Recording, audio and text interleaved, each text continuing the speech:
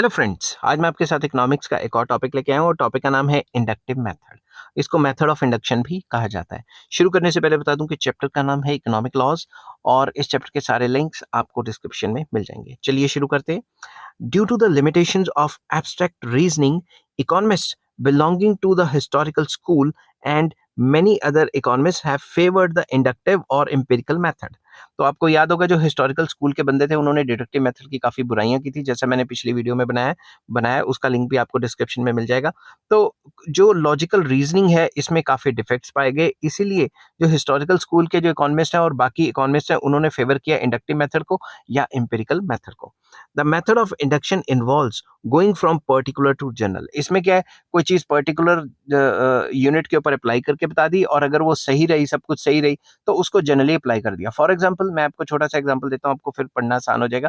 इस मेथड में क्या है, मेरे ऊपर स्टडी की और मेरे को देखा कि भाई जब भी सामान महंगा हो जाता है ये फला फला बंदा जो है सामान कम खरीदता है, तो लॉ ऑफ डिमांड कर लिया और फला कुछ एजम्पशन ले ली, तो कह दिया कि जो पर्टिकुलर चीज पे अप्लाई होती है या पर्टिकुलर यूनिट पे जो कोई थ्योरी अप्लाई होती है वो जनरली अप्लाई करना। ठीक है, इसमें उल्टा है, पर्टिकुलर टू जनरल, और जो डिडक्टिव मेथड है उसमें जनरल टू पर्टिकुलर। तो ये क्वेश्चन भी मैंने लॉन्ग क्वेश्चन के हिसाब से लिखा है, आपने इसी तरीके से लिखना है ताकि पेज भी भर जाए और टीचर भी खुश हो जाए। Here, the appeal is to facts rather than reasoning, and an attempt is made to arrive at conclusions from the known facts of actual life। यहाँ पे जो मेन फोकस होता है वो किस पे होता है, फैक्ट्स पे ज्यादा फोकस होता है, रीजनिंग पे कम फोकस होता है, और अटेम्प्ट किया जाता है कि हम कोई कंक्लूजन्स पे पहुंचे। मतलब कोई जो नोन फैक्ट्स हैं जो हमारी एक्चुअल लाइफ पे है, मतलब एक्चुअल डाटा के थ्रू प्रूव कर पाए। ठीक है, in the field of natural sciences like physics and chemistry, the method of induction is the chief method of study। जो भी हम फिजिक्स में, केमिस्ट्री में, जो अलग जो फिजिकल साइंसेज हैं, इनके अंदर जो भी स्टडी करते हैं ये इंडक्टिव मेथड के थ्रू ही करते हैं, यही मेन मेथड माना जाता है। ठीक है, क्योंकि उसमें जो भी चीज होती है उस पर डाटा कलेक्शन वगैरह की जाती है।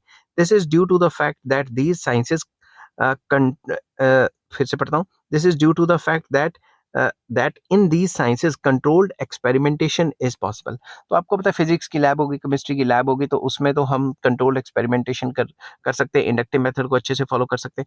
हाउएवर, एज स्टेटेड अर्लियर, जैसे मैंने पिछले वीडियो में बताया था, such controlled experimentation is not possible in social sciences like economics. तो इकोनॉमिक्स में कोई लैब थोड़ी ना होगी जिसमें सारे के सारे पैरामीटर्स को कंट्रोल रखा जा सकता है। दस the followers of the inductive method, फिर से पढ़ता हूँ। Thus, the followers of the inductive method in economics fall back upon statistical methods। तो उनको आ जाके कहीं ना कहीं जो statistical methods हैं उन पे गिरना पड़ जाता है। ठीक है ना। As noted by Boulding, the statistical method is in a sense a substitute for the method of controlled experimentation। तो हमें statistics की इस्तेमाल करनी पड़ती है ताकि हम controlled तरीके से experimentation कर सकें और नई theories को develop कर सकें। Statisticians collect data about various economic variables like production, prices, wages, employment, etc., and the figures are analyzed to find out significant trend और interrelationship। तो इसमें क्या है, डाटा इकट्ठा किया जाता है ऑन द टॉपिक ऑफ कोई भी प्रॉब्लम के ऊपर डाटा इकट्ठा कर लिया और एनालाइज किया डाटा को, और ट्रेंड्स वगैरह देखे कि ये चीज बढ़ रही है, गिर रही है, और इंटरलेशन निकालने की कोशिश की। Followers of the historical school have used this method extensively to drive economic generalizations from particular data regarding different economic activities। जो भी हिस्टोरिकल स्कूल के जो इकोनॉमिस्ट हैं उन्होंने क्या किया, उन्होंने बेसिकली एक पर्टिकुलर टॉपिक के ऊपर डाटा इकट्ठा किया और उसको एनालाइज वगैरह करके उसको जनरली सब पे अप्लाई कर दिया। ठीक है, these include Hildebrand, Roscher, etc., belonging to the German historical school, and Cliff Leslie and W.J. Ashley, belonging to the English historical school। तो थोड़े बहुत नाम लिख देना, आपके नंबर अच्छे आ जाएंगे। It was on the basis of the method of induction that George King had propounded the theory of price determination of corn in 18th century। तो 18th century में उन्होंने इसी के थ्रू जो है प्राइस ऑफ कॉर्न को determine करने की कोशिश की थी। Malthus, who belonged to English classical school, had developed his theory of population on the basis of this method alone। तो माल्थस की जो theory of population जो मशहूर है वो भी इसी मेथड पे बेस्ड थी। Engel's law of consumption and Pareto's law of unequal distribution of income are again good examples of inductive method। तो प्रेटो ने और एंजल्स लॉ जो है इन्होंने भी अपने लॉज इसी मेथड से प्रूव किए थे। ठीक है, तो अब आ जाता है स्टेप्स ऑफ इंडक्टिव मेथड या steps in inductive method, number wise आपको करने हैं ये आगे पीछे नहीं लिख सकते आप। The inductive method involves the following steps, इसके फॉलोइंग स्टेप्स होंगे। Number 1, the first step as under the deductive method is as under the deductive method is selecting and specifying the problem that is to be used। तो basically first method same है जो कि deductive method में था कि हम select करेंगे और स्पेसिफाई करेंगे भाई प्रॉब्लम स्टडी कौन सी करनी है। नेक्स्ट स्टेप आ जाता है, the second step involves collection of data pertaining to the problem selected for study. तो जो भी प्रॉब्लम है उसके रिलेटेड हमने डाटा इकट्ठा करना है, ठीक है। डाटा तो सबसे इंपॉर्टेंट है क्योंकि मेथड तो डाटा पे फोकस करता है। The third stage, the stage of collection is followed by classification and then analysis of data by appropriate statistical techniques। जो डाटा को कलेक्ट किया है उसको क्लासिफाई करना है और एनालाइज करना है, ठीक है, जो भी स्टेटिस्टिकल टेक्निक्स आप लगाना चाहते हो उसके अंदर। फोर्थ स्टेप आ जाता है, the fourth stage is that of inferences. Inferences मतलब कंक्लूजन्स ड्रॉ करने हैं, that is drawing conclusions from statistical analysis conducted. जो भी हमने स्टेटिस्टिकल एनालिसिस कंडक्ट किया उसके थ्रू हमें कंक्लूजन्स ड्रॉ करने के, देखो जी डाटा के हिसाब से ऐसा ऐसा हो गया, हमारी थ्योरी ये कहती है।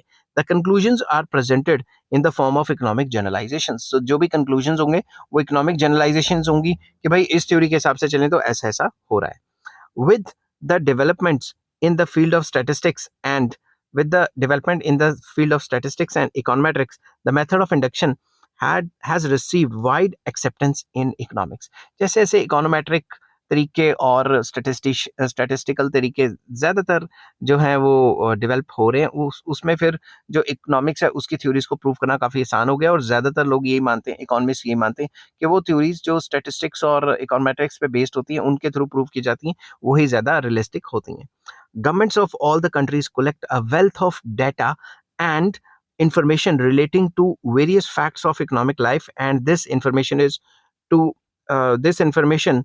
used to devise the suitable economic policies। तो गवर्नमेंट जो है वो जैसे आम इंसान जो वेल्थ इकट्ठी करता है वैसे वेल्थ ऑफ डाटा मतलब डाटा बहुत ज़्यादा इकट्ठा करती हैं गवर्नमेंट्स, ताकि वो उस इंफॉर्मेशन से जो है स्टेटिस्टिकली काम करके इकोनोमेट्रिक तरीकों को फॉलो करके पॉलिसी मेकिंग कर सकें कि भाई क्या करें कि गरीबी हटे, क्या करें कि अनएम्प्लॉयमेंट हटे वगैरह वगैरह, ठीक है।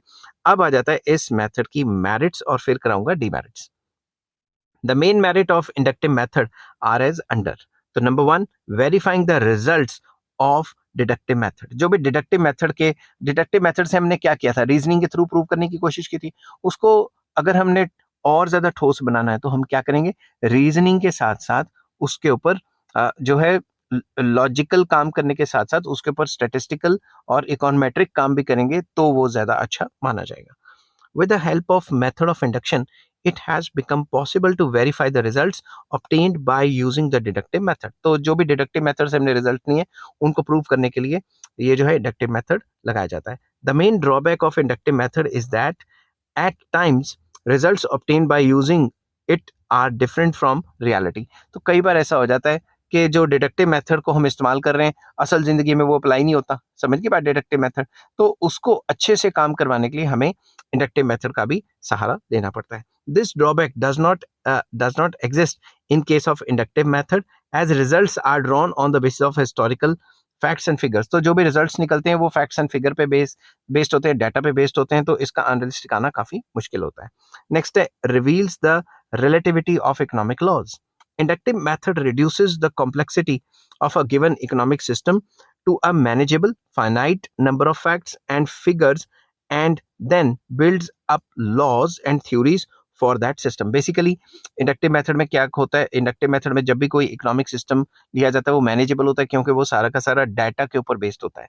तो डाटा के हिसाब से जो भी आप लॉज बनाओगे, थ्योरीज बनाओगे, उसको कंट्रोल करना आसान रहता है, बजाय इसके कि लॉजिकल डिडक्शन दे दी, अपनी मनमर्जी से कोई ना कोई theory they the. Economic laws will thus vary with times and with nature of economies under investigation। तो जो इकोनॉमिक लॉज हैं वो टाइम टू टाइम वेरी करते हैं, चेंज होते रहते हैं, डिपेंड करते हैं कि कौन कौन सी इकोनॉमीज पे बेस्ड है। हमारी इकोनॉमीज पे क्या पता वो लॉ लगे ना लगे, जैसे क्लासिकल मॉडल है वो किन इकोनॉमीज पे लगता है किन पे नहीं लगता, रेलिवेंस हम उनकी पढ़ते हैं। This helps in highlighting the relativity of economic principles. तो इससे हमें पता लगता है कि जो इकोनॉमिक प्रिंसिपल्स है उनकी रिलेटिविटी क्या है, रिलेशन क्या है, एक कंट्री पे लगता है दूसरे पे नहीं लगता, कितना लगता है वगैरह वगैरह। तो रिलेटिविटी पढ़ने में काफी हेल्प रहती है। थर्ड पॉइंट आ जाता है easy to test the validity of results obtained by inductive method. Inductive method से जो भी हम रिजल्ट्स निकालते हैं उसकी जो वैलिडिटी है वो पढ़नी काफी आसान रहती है। हम टेस्ट कर सकते हैं कि वैलिड रहेगा कि नहीं रहेगा। Since the results of inductive method are based on actual data, they can be easily checked to test their validity. उनकी वैलिडिटी को चेक करने के लिए काफी अच्छे से हम मतलब इजी है चेक करना, समझ की बात, क्योंकि डाटा बेस्ड होता है। The inductive in the inductive method, assumptions are finalized only after examining the available facts again and again। तो इसमें क्या होता है, इंडक्टिव मेथड में assumptions को फाइनलाइज किया जाता है और अगेन अगेन जो फैक्ट्स है उनकी स्टडी की जाती है, एग्जामिन किया जाता है और डाटा को देखा जाता है। तो सब कुछ डाटा बेस्ड ही यहाँ पे चलता है, ठीक है। तो इट इज़ वेरी इजी कि हम जो रिजल्ट्स है उनकी वैलिडिटी को देख सकें। नेक्स्ट आ जाता है use of statistical methods has improve the quality of analysis. तो जितना ज़्यादा स्टेटिस्टिकल मेथड अच्छे होंगे उतना जो हम इकोनॉमिक एनालिसिस कर रहे हैं वो काफ़ी अच्छा रिजल्ट देगा। The inductive method depends considerably on statistical techniques, ये तो मैं पहले ही बता चुका हूँ। Statistical techniques have been refined considerably over the years, and at the same time the quality of data relating to various economic variables like national income, saving, investment and general price level etc has improved significantly। तो basically इसमें ये बताया कि भाई statistical methods को use करेंगे अगर, और स्टैटिस्टिकल मेथड्स भी टाइम टू टाइम इंप्रूव हो रहे हैं, डाटा कलेक्शन भी टाइम टू टाइम इंप्रूव हो रही है, तो जो भी इकोनॉमिक वेरिएबल्स के ऊपर डाटा इकट्ठा करते हैं अच्छे से, उसी को अप्लाई करके एनालिसिस वगैरह करते हैं, तो वो काफ़ी जो अच्छी क्वालिटी ऑफ जो थ्योरीज हैं वो बनती हैं। This has improve the quality of the results obtained by using the inductive method over a period of time. तो इससे क्वालिटी ऑफ थ्योरीज अच्छी हो जाती है, क्योंकि जो भी फैक्ट्स एंड फिगर्स पे कोई भी थ्योरी बनाओगे तो वो सही रहती है। तो अब सब कुछ क्या इसमें सही सही है, डीमेरिट्स भी कर लेते हैं। Demerits of the inductive method: while the inductive method has a number of merits, it also contains a number of demerits. The important demerits of this method are as under: number one, insufficient facts can lead to wrong conclusion। अगर हमें इतने ज्यादा facts and figures मिले ही नहीं, कम मिले, तो हम क्या करेंगे, हम उन कम कम डाटा को जब जनरली अप्लाई करेंगे तो वो तो गलत हो जाएगा। फॉर एग्जाम्पल, मैंने क्लास से 2 बच्चे सैंपल ले लिए और वो दोनों के दोनों बच्चे नालायक निकले, तो मैं ये थोड़ा ना करूंगा जनरल एप्लीकेशन की सारी क्लास ही नालायक है, समझ की बात। An important demerit of inductive method is that if the data on which the analysis is to be based are inadequate and insufficient, then conclusions derived with the help of this method might be wrong। तो अगर हमारा जो data है वो inadequate या insufficient है, तो जो भी conclusions है वो गलत भी हो सकते हैं। Moreover, whether the conclusions derived with the help of inductive method can be regarded as universally acceptable laws is also open question। तो जो भी हमें डाटा के थ्रू हमने कोई मॉडल क्रिएट किया है, कोई थ्योरी बनाई है, क्या वो यूनिवर्सली अप्लाई होगी, नहीं होगी, ये भी एक क्वेश्चन ही है। For example, while enunciating his law of population, Malthus had studied the demographic trends and features of the population of European countries of his times। तो माल्थस ने जो थ्योरी ऑफ पॉपुलेशन दी थी, उन्होंने उस थ्योरी में European countries की study की गई थी। These data might have been useful to study the population situation in these countries at that period of time, but they could certainly not form the basis of universal law। तो वो यार European countries के data को ले लिया, अब वो universal थोड़ी ना, अब यूरोपियन कंट्रीज के डाटा के ऊपर जो थ्योरी बनाई है वो क्या पता एशियन कंट्रीज पे अप्लाई हो ना हो। It is on amount of the reason, on account of the reason लिखना था यहाँ पे, रुको on account, it is on account of the reason, it is on account of this reason that Malthus का जो लॉ था population has been found to be untrue in many countries and has been accordingly rejected by a number of economists। तो भाई European theories का data सब पे लगाएंगे तो फिर रिजेक्शन तो आएगी। One of the main problems in the use of inductive method has been the availability and collection of required data। तो इसमें एक प्रॉब्लम ये भी है कि जो availability of data and collection of data है, ये इसमें भी प्रॉब्लम्स है, डाटा अवेलेबल ही नहीं होगा या फिर कलेक्ट गलत तरीके से कर लिया तो भी पंगा पड़ सकता है, ठीक है। It often happens that analysts succumb to the temptation of drawing conclusions on the basis of whatever data they are able to lay their hands on easily। Simple words में, अगर आपने कोई एक पर्टिकुलर चीज प्रूव करने पे लगे हुए हो, जैसे मतलब गवर्नमेंट्स होती हैं वो ये दिखाती हैं कि हम जो है बहुत अच्छा काम कर रहे हैं ताकि अगले इलेक्शन में भी उनको वोट्स मिले, तो वो पॉजिटिव डाटा ले लेती हैं, तो कम डाटा ले लेती हैं। कम डाटा को अप्लाई करके आप जो चीज़ प्रूव करना चाहते हो कर सकते हो। अगर मैं जिस लोकेलिटी में रहता हूँ, अगर मैं ये प्रूव करना चाहता हूँ कि सारे लोग बहुत पढ़े लिखे हैं, तो मैं सैंपल में वही बंदे लूँगा जो पीएचडी करके बैठे हुए हैं या मास्टर डिग्री करके बैठे हैं। अगर मैं ये प्रूव करने की कोशिश करूँगा कि भाई जिस सोसाइटी में मैं रहता हूँ उसमें सब नालायक हैं, मतलब सब के सब मतलब इलिटरेट हैं, तो मैं जो सैंपल लूँगा वो इलिटरेट का ही लूँगा। समझ की बात? तो जो इकोनॉमिस्ट प्रूव करना चाहते हैं वो डाटा लेके प्रूव कर देते हैं, ये भी इसकी डिमेरिट है। नेक्स्ट आ जाता है risk of too much obsession with facts.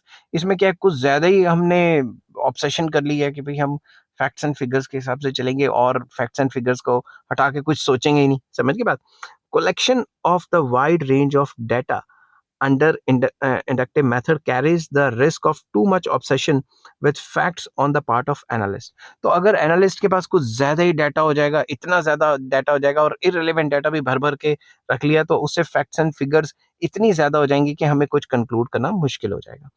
Economists, depending on this method, becomes so much involved in discerning facts and figures at times that their entire economic vision gets blurred and the socio-economic perspective of their study is lost. तो अगर कुछ ज्यादा ही data इकट्ठा कर लोगे तो मतलब काम खराब हो जाएगा. इससे मेरे को एक कहावत याद आ गई कि जब मैं एक बच्चे को मैं शेयर मार्केट के बारे में बता रहा था, तो उसने मुझे कहा सर ये एनालिसिस वो एनालिसिस वो एनालिसिस.